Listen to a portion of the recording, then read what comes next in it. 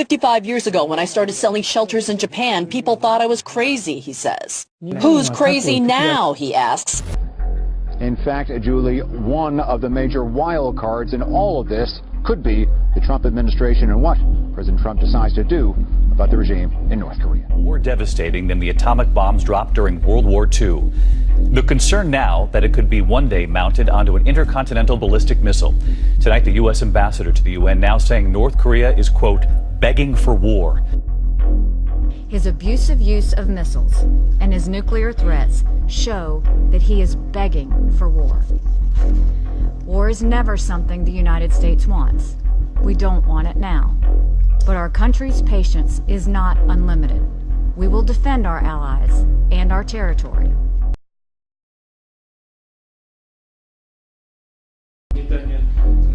Военная истерия, это хорошего не приведет.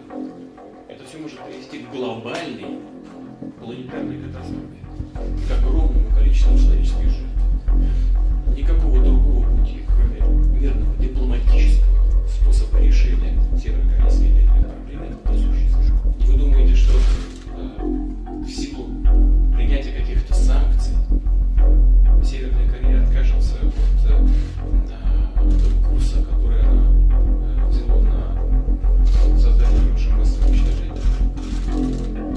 Россия осуждает эти упражнения со стороны Северной Кореи. ABC's chief foreign correspondent Terry Moran is in Seoul, South Korea tonight. Today in South Korea, a show of force. F-15 fighter jets practicing bomb drops. Missiles launched, live fire maneuvers simulating an attack. This country's swift and angry response to North Korea's startling nuclear test. Its sixth and most alarming blast yet.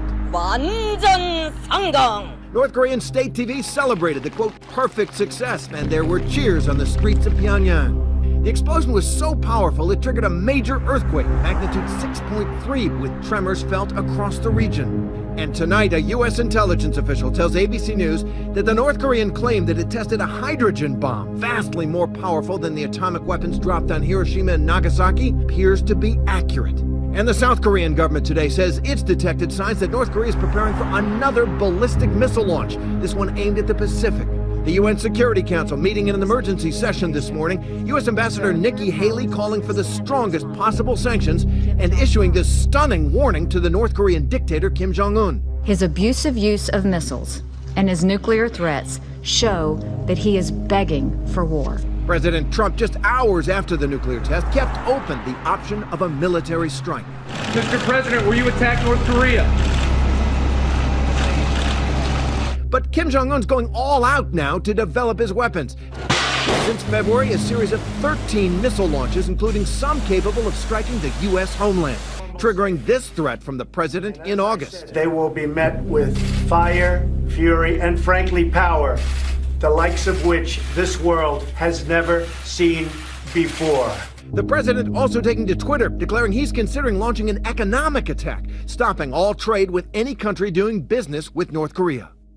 And Terry Moran joins us from Seoul now. And Terry, we heard you report President Trump has threatened to stop all trade with countries who trade with North Korea. That would obviously include China. And they're responding tonight?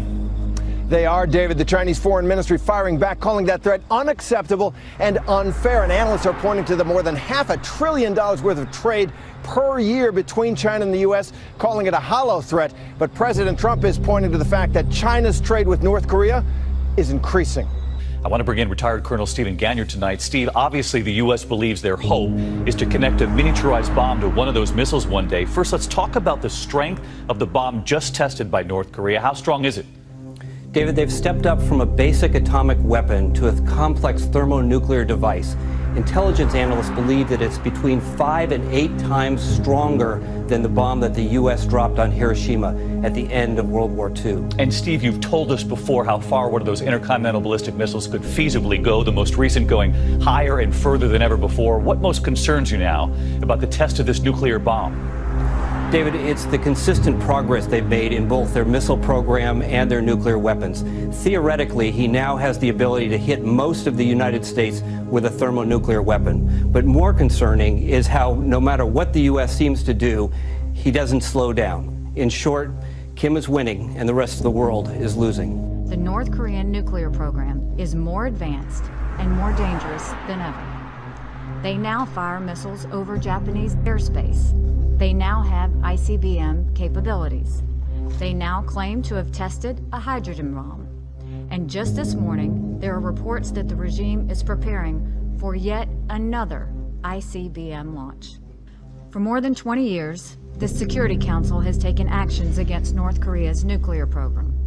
And for more than 20 years, North Korea has defied our collective voice. When a rogue regime has a nuclear weapon and an ICBM pointed at you, you do not take steps to lower your guard. No one would do that. We certainly won't. The time has come to exhaust all diplomatic means to end this crisis. And that means quickly enacting the strongest possible measures here in the UN Security Council. Only the strongest sanctions will enable us to resolve this problem through diplomacy. We have kicked the can down the road long enough. There is no more road left. This crisis goes well beyond the UN. The United States will look at every country that does business with North Korea as a country that is giving aid to their reckless and dangerous nuclear intentions. And what we do on North Korea will have a real impact on how other outlaw nations who seek nuclear weapons choose to conduct themselves in the future. The stakes could not be higher. The urgency is now. 24 years of half measures and failed talks is enough. Thank you.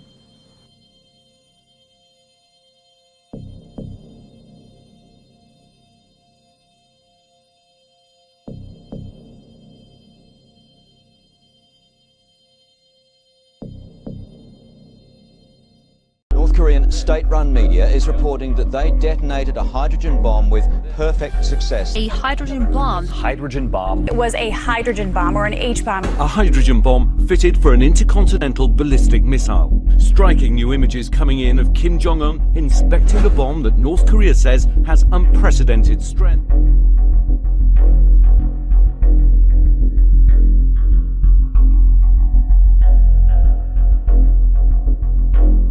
The announcement coming hours after the USGS detected a 6.3 magnitude explosion near the site where all of the nuclear tests have been conducted underground. South Korea calling it an artificial earthquake, Japan saying it may have been caused by nuclear tests.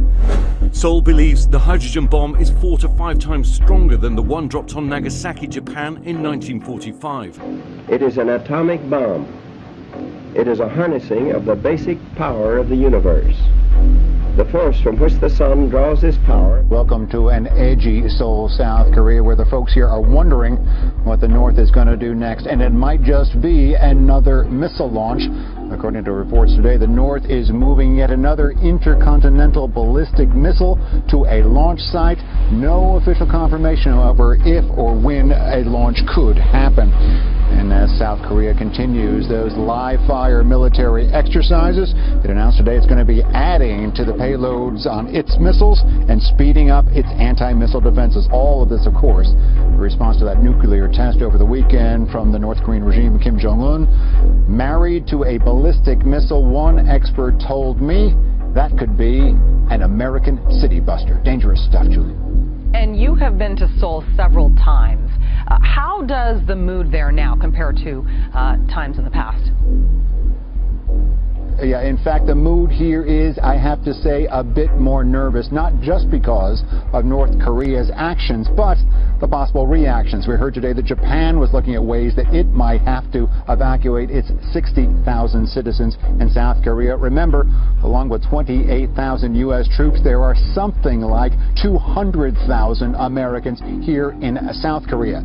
Here is how one locally based analyst put it to us tonight.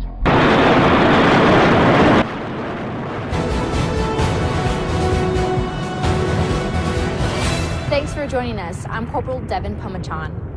U.S. bombers conducted bilateral missions with Pacific allies in direct response to North Korea's escalatory launch of intercontinental ballistic missiles. As a demonstration of the U.S.'s ironclad commitment to its allies, 2 U.S. Air Force B-1B bombers joined their Republic of Korea and Japanese counterparts for sequenced bilateral missions. After taking off from Andersen Air Force Base, Guam, the B-1s flew to Japanese airspace with Japan Air Self-Defense Force F-2 fighters. Then the B-1s flew over the Korean Peninsula, where they were joined by 4 Republic of Korea F-15s.